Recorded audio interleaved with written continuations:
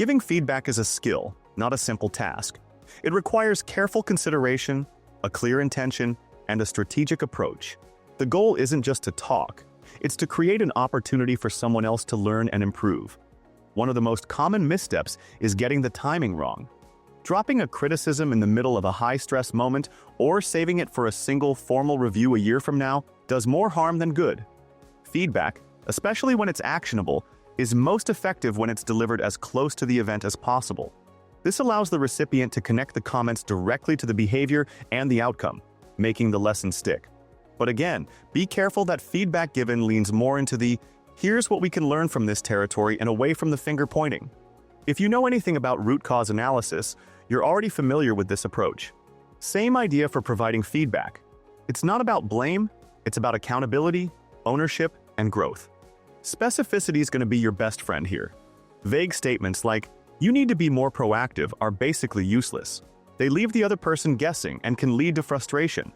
Instead, describe a specific scenario and go from there. For example, you might say, "In this morning's meeting, when you waited for others to propose a solution, it slowed down our progress. I like how you were making room for other opinions, but next time, consider offering a suggestion early on if you don't get any quick takers to get the ball rolling." This approach provides a clear example and a concrete suggestion for the future. It's direct, tosses in a dose of positivity, but it's also focused on what can be changed. Another fundamental principle is to focus on behavior, not personality. When you frame feedback around a person's character, you put them on the defensive immediately. It feels like an attack on who they are, rather than an observation of what they did. You wouldn't say, "you're lazy." Instead, you might say, "the report was due at noon, but I received it at 3. What's your plan to make sure you meet that deadline next time?" This shift moves the conversation from a judgment of a person to a discussion of a process and keeps the conversation professional and productive. But notice how it also clearly keeps the responsibility on the individual instead of shifting it. Avoid the "we" and "us" language, as much as it feels kinder and softer to dish out. Like I insinuated before, ownership and accountability can't be your second-string players.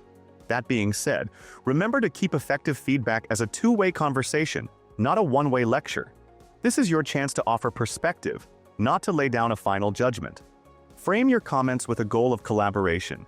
You can open the floor by asking, "What's your take on what happened?" This allows the other person to share their perspective and makes them a partner in the problem-solving process. See the building buy-in theme I'm going for here? This approach respects their experience and lays a foundation of mutual trust. Giving feedback well isn't about being a critic. It's about being a catalyst for growth. When you master this, you not only help others but also elevate your own communication skills and credibility.